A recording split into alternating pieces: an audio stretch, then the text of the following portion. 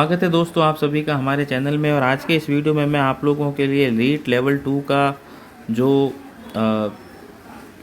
Shift 3 का जो question paper है वो लेके आया हूँ। शिफ्ट 3 मॉर्निंग का क्वेश्चन पेपर है जो कि 24 जुलाई को आयोजित किया गया था। 24 जुलाई का पेपर जो है ये मैं आप लोगों के लिए लेके आया हूँ और काफ़ी इम्पोर्टेंट सॉल्यूशन फटाफट हम देख लेते हैं। मैथ्स और साइंस के सभी क्वेश्चंस के क्या आंसर है।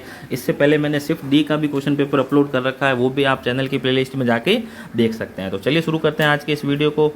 तो देखें सबसे पहले क्वेश्चन 91। तो यदि एक पाइप का 3/5 भाग कीचड़ में 3/10 भाग कीचड़ में 3/5 भाग पानी में शेष, तो इसमें जो है डी ऑप्शन राइट हो जाएगा 50 मीटर। नेक्स्ट देखते हैं नगर की वर्तमान जनसंख्या 5000 है, तो प्रतिवर्ष 10% की कमी होती है तो 2 वर्ष बाद, तो ये हो जाएगा 4050। कैसे सॉल्व करना है, तो ये हो जाएगा 5000 इंटू 90/100 इंटू 90/100। इसको सॉल्व करने पर जो है हमें इसका आंसर 4050 यानी बी ऑप्शन इसका राइट हो जाएगा। नेक्स्ट देखते हैं अनुपात 16:25 के प्रत्येक पद में क्या जोड़ा जाए कि 2:3 हो जाए। तो यहाँ पे जो है 2 राइट हो जाएगा ऑप्शन सी। तो 2 जोड़ने पर अनुपात जो है 2:3 हो जाएगा। नेक्स्ट देखें चतुर्भुज की चारों भुजाएं और कोण परस्पर बराबर हो तो वह कहलाता है, चारों भुजाएं और कोण बराबर होने पर वह वर्ग कहलाता है। वर्ग की भुजा व विकर्ण का अनुपात, तो वर्ग की भुजा और विकर्ण का अनुपात 1:√2 हो जाएगा, क्योंकि हम जानते हैं वर्ग का विकर्ण जो होता है वो √2 होता है। नेक्स्ट देखें इसके बाद किसी त्रिभुज की दो भुजाओं का योग तीसरी भुजा से जो है बड़ा होगा, तो इसमें ए ऑप्शन राइट हो जाएगा। नेक्स्ट देखें इसके बाद क्वेश्चन नंबर 97। एक घनाभ का आयतन 440 घन सेंटीमीटर है। आधार का क्षेत्रफल, घनाभ के आधार का क्षेत्रफल जो है 88 वर्ग सेंटीमीटर है, तो घनाभ की ऊंचाई इसके अंदर हमें ज्ञात करनी है। तो इसे हम सॉल्व कर सकते हैं, क्योंकि हम जानते हैं घनाभ का आयतन जो होता है वो होता है L into B into H, L into B गुणा एच, और ये हमें दे रखा है 440। और आधार का क्षेत्रफल 88 है, यानी लंबाई इंटू चौड़ाई 88 है, तो 88 इंटू एच इक्वल टू 440 हो जाएगा। और हमें एच फाइंड करना है, तो एच बराबर 440 के अंदर हम 88 का डिवाइड कर देंगे। तो इसे काटने पर देखें 44 एकम 44, 44 दूना 88, 10/2, यानी एच जो है हमें 5 इसके अंदर मिल जाएगा। घनाभ की ऊंचाई 5 सेंटीमीटर हमें प्राप्त हो जाएगी। नेक्स्ट देखते हैं इसके बाद एक घन में विकर्णों की संख्या, तो घन में विकर्णों की संख्या 4 होती है। नेक्स्ट देख लेते हैं यदि एक बेलन की ऊंचाई 11 सेंटीमीटर है, वक्र पृष्ठ 968 है, तो बेलन की त्रिज्या हमें फाइंड करनी है। तो यहाँ पे मैं आपको फॉर्मूला बता देता हूँ। बेलन का वक्र पृष्ठ यानी बेलन का CSA यहाँ पे दिया गया है, तो CSA ऑफ सिलेंडर होता है 2πRh। CSA of cylinder 2πRh होता है, और 2πRh के इक्वल में हमें जो है ये रखना है 968 को, और 2πRh के इक्वल में। और हम जानते हैं h की जगह 11, तो 2 into 22/7 into R into 11 equal to हो जाएगा 968। और आप R को इधर रखेंगे, 7 ऊपर चला जाएगा, गुणा में 2 गुणा 22 इंटू 11 आ जाएंगे अपॉन में। तो इसको सॉल्व करने पर जो है हमें बेलन की त्रिज्या जो है 14 सेंटीमीटर प्राप्त हो जाएगी, यानी इसमें सी ऑप्शन जो है आपके राइट हो जाएगा 14 सेंटीमीटर। ठीक है, नेक्स्ट देख लेते हैं इसके बाद समकों को खानों तथा पंक्तियों में क्रमबद्ध रूप से प्रस्तुत करना, तो ये सारणीयन होता है। निम्न में से कौन सा द्वितीय गौण आंकड़ों का स्रोत नहीं है, तो व्यक्ति द्वारा स्वयं किया गया सर्वे प्राथमिक आंकड़ा होता है, तो ये भी आप टिक कर लें।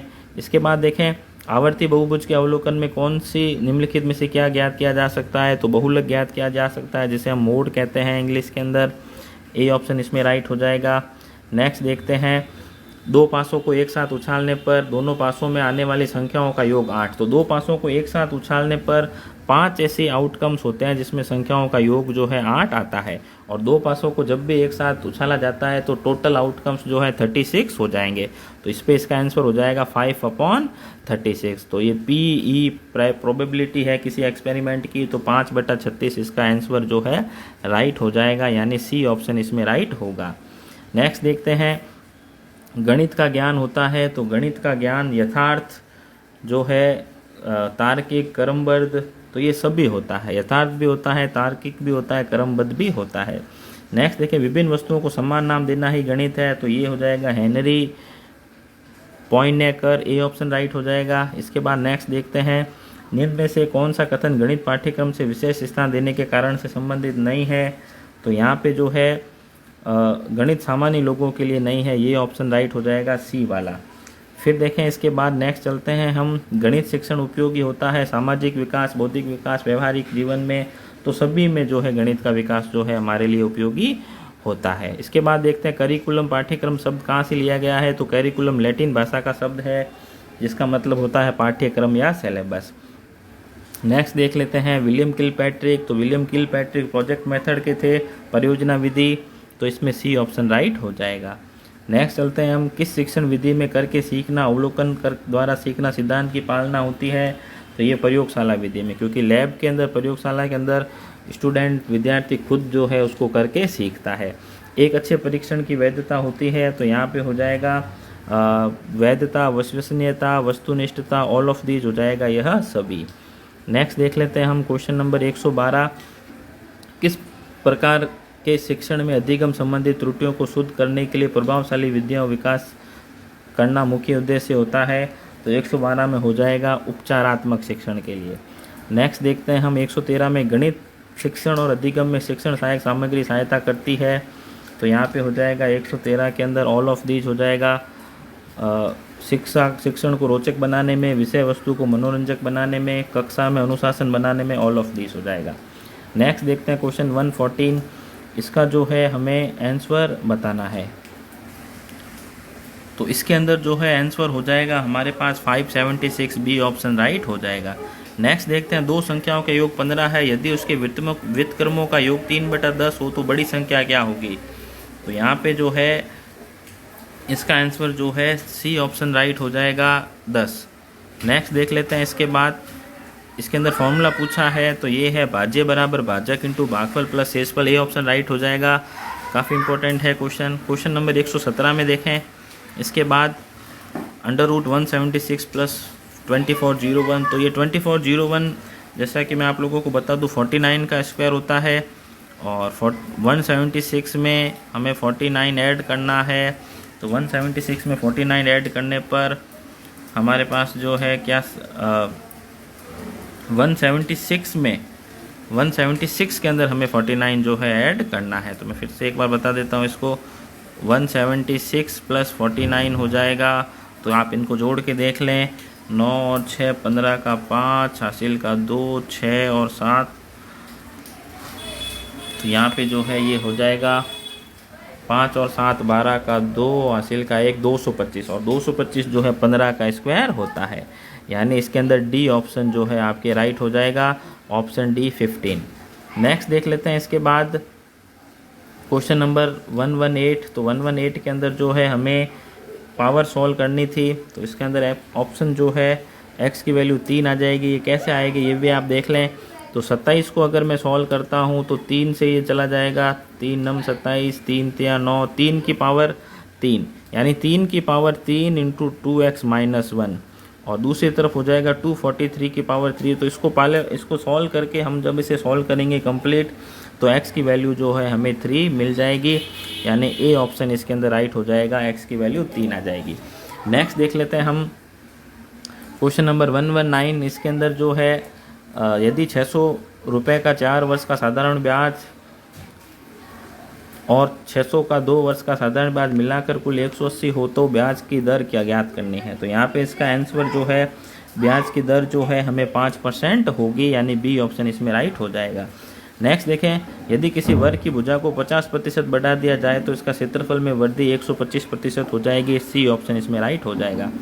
नेक्स्ट देखते हैं हम साइंस के सवाल शुरू हो जाएंगे यहाँ पर, तो निम्नलिखित में से मूल्यांकन के लिए कौन सा कथन सही नहीं है, तो ये भी आप देख लें, साइकोलॉजी का क्वेश्चन है, तो यहाँ पे इसका क्षेत्र सीमित है, यह शिक्षण प्रक्रिया का अभिन्न अंग नहीं है, तो मूल्यांकन तो शिक्षण प्रक्रिया का अभिन्न अंग है, यह अधिक वस्तुनिष्ठ विश्वसनीय तथा वैध है, इसका क्षेत्र सीमित है, इसके द्वारा निदानात्मक तथा उपचारात्मक शिक्षण संभव है, तो इसका जो है सही ऑप्शन जो है, तो इसके अंदर सी ऑप्शन हो जाएगा, इसका क्षेत्र सीमित है। नेक्स्ट देख लेते हैं हम इसके बाद, निम्नलिखित में से थर्मोप्लास्टिक का उदाहरण है, तो देखें यहाँ पे मैं आप लोगों को बता दूं, बेकेलाइट भी थर्मोसेटिंग प्लास्टिक है, मेलामाइन भी थर्मोसेटिंग प्लास्टिक है, और यूरिया फॉर्मेल्डिहाइड रेजिन भी थर्मोसेटिंग है। तो यहाँ पे पॉलीथीन जो है ये थर्मोप्लास्टिक है। यानी थर्मोप्लास्टिक वो होता है जिसे बार बार बदला जा सकता है, डाला जा सकता है, लेकिन जो थर्मोसेटिंग प्लास्टिक होता है जैसे बेकालाइट, मेलामाइन, इनको जो है चेंज नहीं किया जा सकता। तो इसका ऑप्शन शिफ्ट फॉर्म में भी इसका क्वेश्चन था, वो भी जो है हमने देखा उसमें ऑप्शन पूछा गया था, थर्मोसेटिंग का उदाहरण बताना था, तो बेकेलाइट और मेलामाइन उसके अंदर हमने टिक किया था। तो इसका जो है सी ऑप्शन जो है इसका राइट हो जाएगा। पॉलीथीन थर्मोप्लास्टिक का एग्जाम्पल है, क्योंकि बाकी तीनों जो है थर्मोसेटिंग प्लास्टिक के एग्जाम्पल हैं। नेक्स्ट देख लेते हैं इसके बाद, निम्नलिखित में से एक परमाणु अणु है ऑर्गन, ऑक्सीजन, हाइड्रोजन, ओजोन। तो यहाँ पे जो है इसका आंसर हो जाएगा, तो इसका आंसर जो है ऑर्गन हो जाएगा। तो ए ऑप्शन इसका राइट हो जाएगा। ऑर्गन जो है एक परमाणु गैस जो है होती है। नेक्स्ट देख लेते हैं इसके बाद हम क्वेश्चन नंबर 124,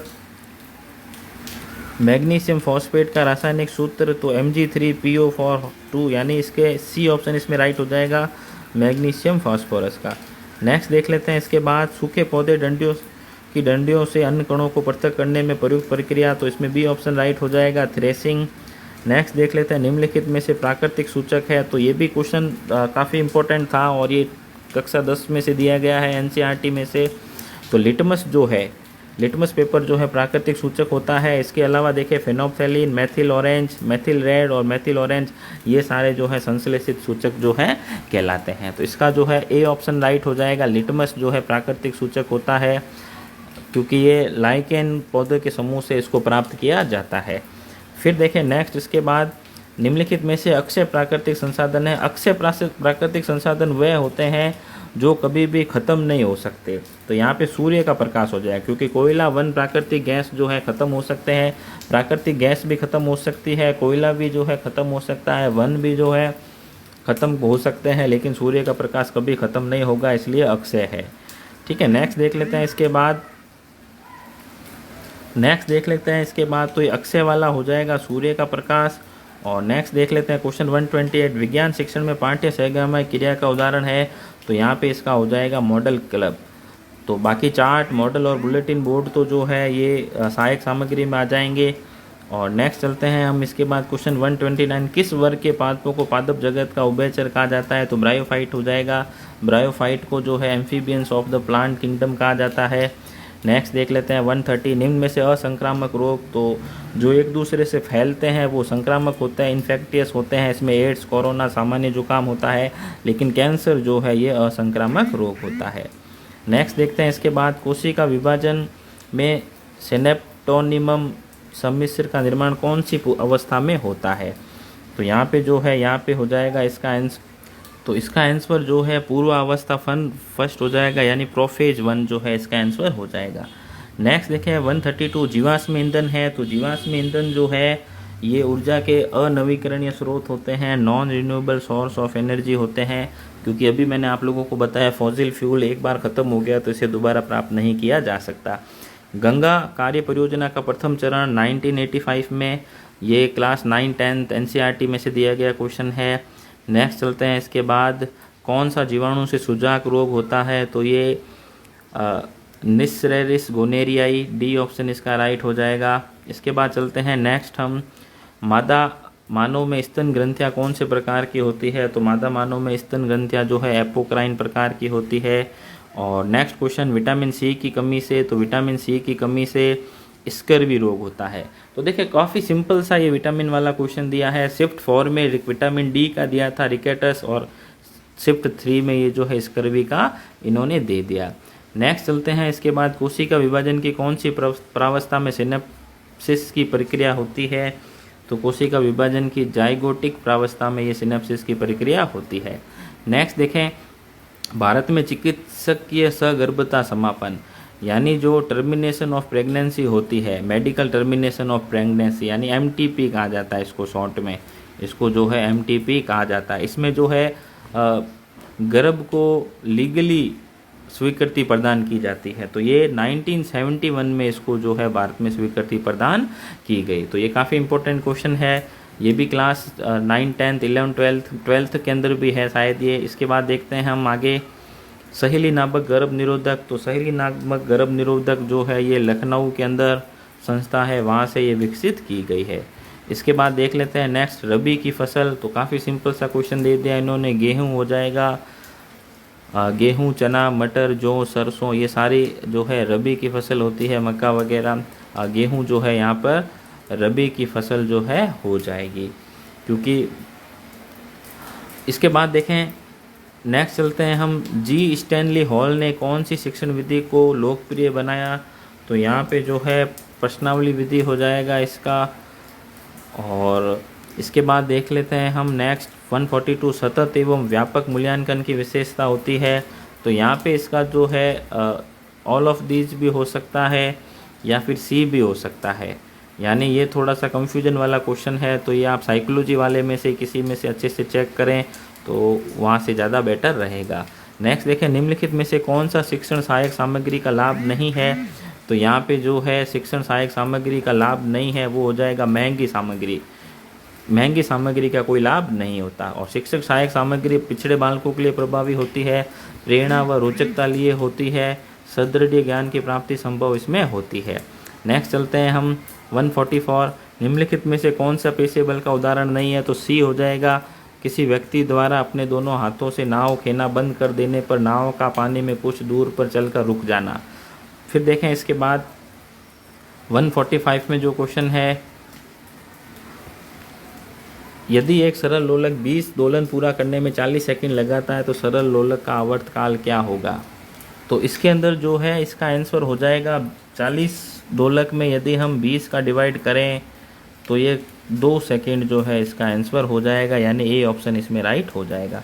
नेक्स्ट देखें, स्टील की एक ठंडी चम्मच को गर्म दूध के कप में डुबाएं तो ये चालन की प्रक्रिया हो जाएगी, इसके अंदर वो गर्म हो जाएगा।